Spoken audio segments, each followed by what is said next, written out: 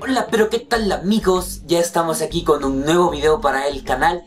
El día de hoy les traigo la parte número 2 de casos ufológicos ocurridos aquí en Latinoamérica. Porque así es, Latinoamérica está repleta de casos ufológicos totalmente increíbles. Y es que muchas personas no conocen casos ufológicos que ocurren aquí en Latinoamérica o en sus países. Y más conocen casos ufológicos ocurridos en Estados Unidos o en Europa. Así que estoy yo aquí el día de hoy para contarles 3 de los mejores casos que he encontrado aquí en Latinoamérica sobre la ufología. Así que bueno, no me enrollo más y que empiece el guateque mi morondongo.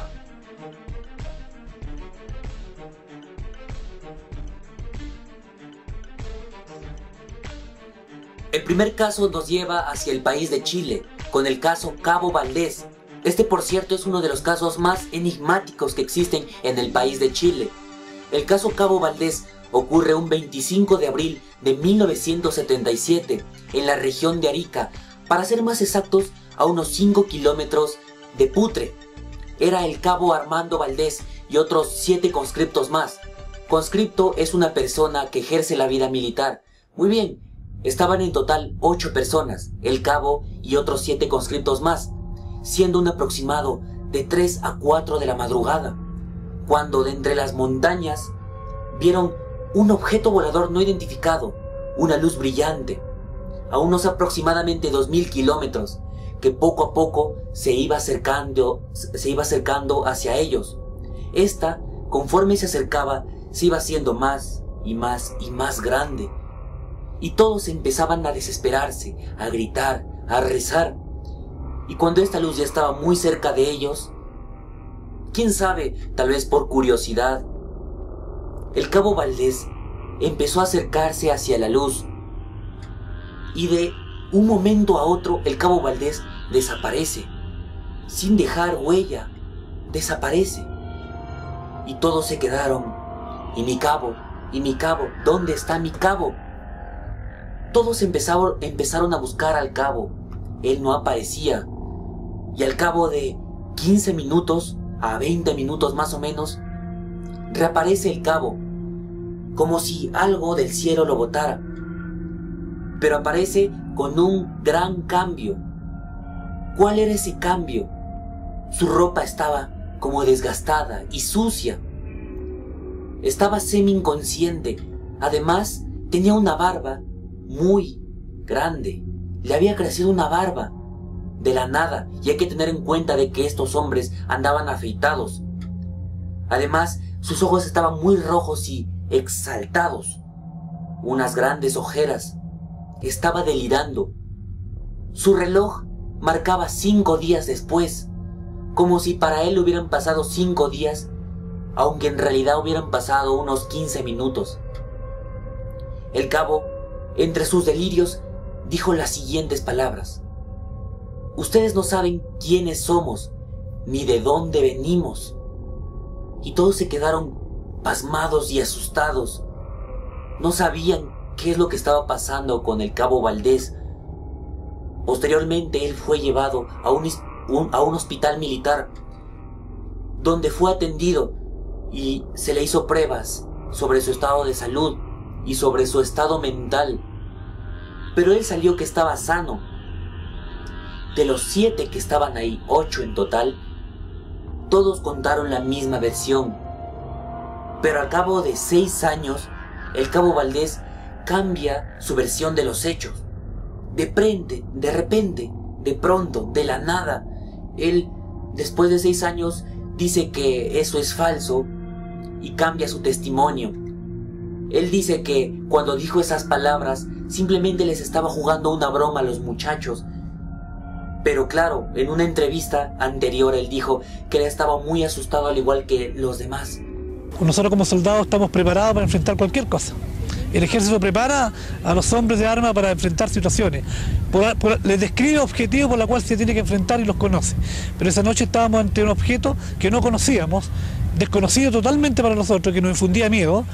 Por lo tanto, obviamente, por alguna razón olvidamos, y yo siempre me río, olvidamos que éramos soldados y que teníamos armamento y no hicimos nada. Hubo tal pánico de que Yo creo que no me he olvidado nunca del miedo que tuvimos ese día. Todos. Todos. Yo escuché rezar a mis hombres. ¿Cómo pudo haber hecho una broma así?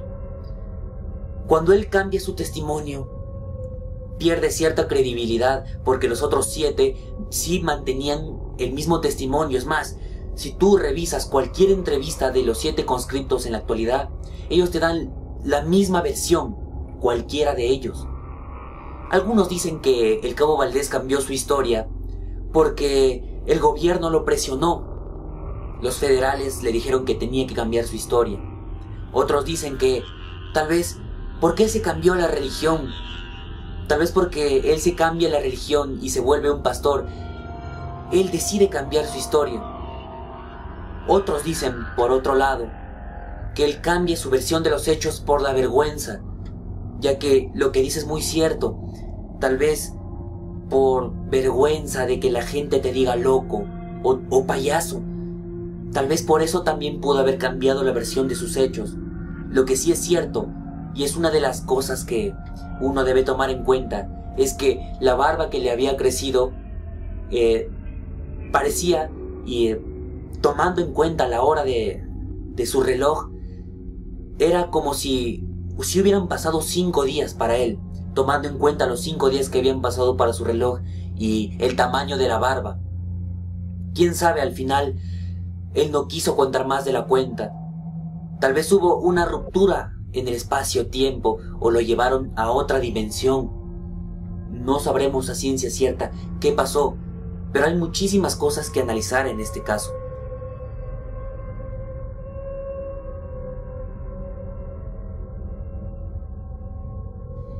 El segundo caso nos lleva hacia el país de Brasil, con la abducción de Antônio Vilas Boas. Era un 16 de octubre de 1957. El granjero Antônio Vilas Boas, que en aquel entonces tenía 23 años, estaba trabajando en sus campos en la noche, porque él le gustaba trabajar en la noche para evitar las altas temperaturas del día.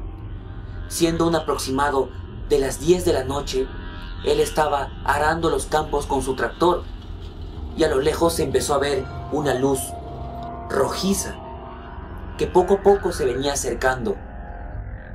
Cuando esta luz ya estaba muy cerca, él sintió mucho temor y decidió huir de la escena con su tractor, pero a los pocos segundos de huir con su tractor, el tractor de la nada y de pronto se apaga, no responde más.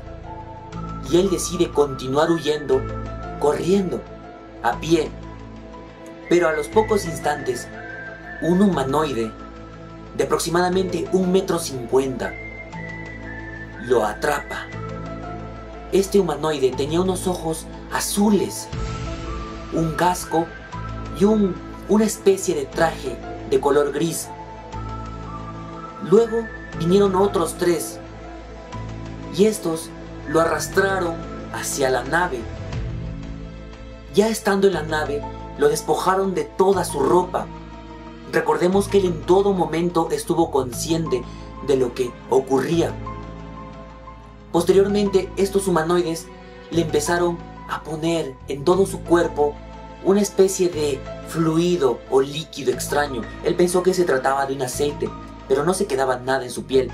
Es como si lo hubieran estado preparando para algún tipo de acontecimiento posterior, ya que luego de eso lo llevaron a una segunda habitación, y en esa segunda habitación él podía observar que habían unos símbolos grabados en la puerta, en la habitación, unos símbolos muy extraños que él logra recordar y posteriormente reproducir ante los expertos. Estos los símbolos que estamos viendo. Ya estando en esta sala, se queda solo y le hacen otra serie de pruebas más. En esa habitación le tomaron muestras de sangre de su mentón. Posterior a eso lo llevaron a una tercera habitación. En esta habitación estuvo solo aproximadamente 40-45 minutos, cuando de la nada empezó a surgir un gas muy extraño que lo empezó a enfermar, que lo empezó a hacer sentirse mal porque él empezó a vomitar. Luego de eso, entró a la sala una humanoide mujer que estaba desnuda. Tenía unos ojos azules, achinados como si fueran de gato, un cabello rubio que llegaba hasta sus hombros, plateado, algo así más o menos. Tenía vello de color rojo en las axilas. Dice Vilas-Boas que sintió mucha atracción por esta humanoide y ambos tuvieron relaciones sexuales. Culminada la relación sexual, la humanoide sonrió y además hizo un gesto muy particular. Dice que se sobó el abdomen, el vientre, y apuntó con su dedo para arriba, dando a entender que su hijo se criaría en el espacio o en el cielo, quién sabe. Él se sintió un poco mal porque sabía que lo habían tomado como una especie de semental o algo así. Luego de eso le devolvieron su ropa y él recibió un pequeño viaje en el cual quiso robarles uno de los artefactos como prueba de su experiencia, aunque estos humanoides se dieron cuenta y ya no pudo robar nada de esto. Cuando lo dejaron y llega a su casa, se dio cuenta de que habían pasado aproximadamente 4 horas desde el incidente. Luego de eso, él se sentía mal, así que asistió a un médico. El doctor Fuentes examinó el cuerpo de Vilas-Boas y llegó a la conclusión de que Vilas-Boas había sido expuesto a altas dosis de radiación. Muy extraño porque en el lugar no había siquiera plantas de radiación. Además, tenía mucho malestar en el cuerpo, dolores de cabeza, no tenía ganas de comer, ardor en los ojos y sobre todo tenía hematomas y llagas en todo su cuerpo. Nadie se explica a ciencia cierta por qué había pasado esto. Al final, nadie sabe lo que pasó ese día, ni el mismo Vilas-Boas está convencido y sabe a ciencia cierta cuál era el objetivo de estas criaturas. Él es la única prueba, los hematomas que tuvo en su cuerpo, la radiación a la cual fue expuesto. Él murió en 1993 y hasta en sus últimos días profesó y dijo que él fue abducido por unos seres de aspecto nórdico. Por último, y como curiosidad, el caso de Antonio Vilas-Boas, como ya lo dije hace un momento, ocurre en 1957, 4 años antes de que ocurra el primer incidente de abducción extraterrestre de Barney y Betty Hill. Gracias a esta abducción es que se tiene una noción clara y se crea el concepto de una abducción extraterrestre. Pero el caso de Antonio Vilas-Boas ocurre 4 años antes.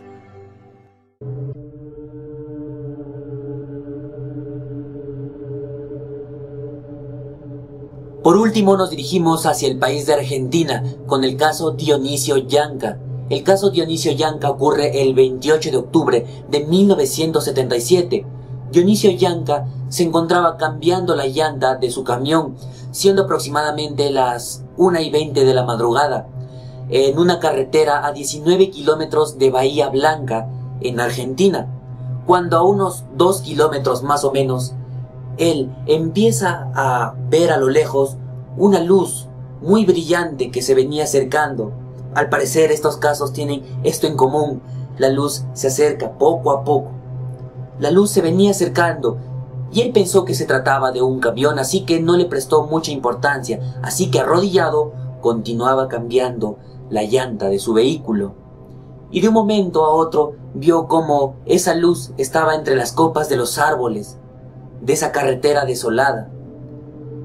Él quiso levantarse para mirar mejor a esta luz y se dio cuenta de que tenía las piernas paralizadas, no podía levantarse, estaba arrodillado. Cuando de un momento a otro alguien le toca el hombro derecho y cuando se da la vuelta mira algo completamente inimaginable. Es que yo cuando me pongo en su lugar me hubiera dado un paro cardíaco porque ve a unos aproximadamente 7 metros de distancia un platillo volador con unas luces que cambiaban de color y no solo eso, sino a 3 humanoides que estaban a su lado, un hombre, 2 hombres, y una mujer. Se quedaron observándolo aproximadamente 5 minutos, no hablaban, tenían un traje tipo grisáceo, azulento, unos guantes naranja y unas botas naranja, unos ojos azules, cuando de pronto uno de ellos lo coge por el cuello y lo levanta, de una manera muy despacio, sin agresividad, mientras que otro al mismo tiempo con una especie de aparato que parecía una máquina de afeitar, lo punza en el dedo índice derecho, y él recuerda que después de 2 o 3 gotas pierde el conocimiento porque ya no recuerda nada más. Él fue encontrado a unos 9 kilómetros de distancia de su vehículo, desorientado, y por propias palabras del médico, con una muy alta amnesia, no recordaba absolutamente nada. Luego de 5 días, aproximadamente el 5 de noviembre de 1973, él se somete a una regresión hipnótica para recordar lo que había ocurrido en aquel día. Y dice que a él le habían hecho una biopsia. Y luego de eso, por cierto, biopsia quiere decir, es como un análisis de sangre. Eso es lo que le hicieron. Dice que después de eso, un rayo de luz amarillo saliente de la nave lo absorbió, lo llevó dentro de la nave, donde identificó a estos 3 humanoides. La primera mujer humanoide estaba manipulando unos instrumentos que aparentemente eran instrumentos quirúrgicos. El segundo era, al parecer, el piloto de la nave, ya que estaba manipulando algunos aparatos ahí.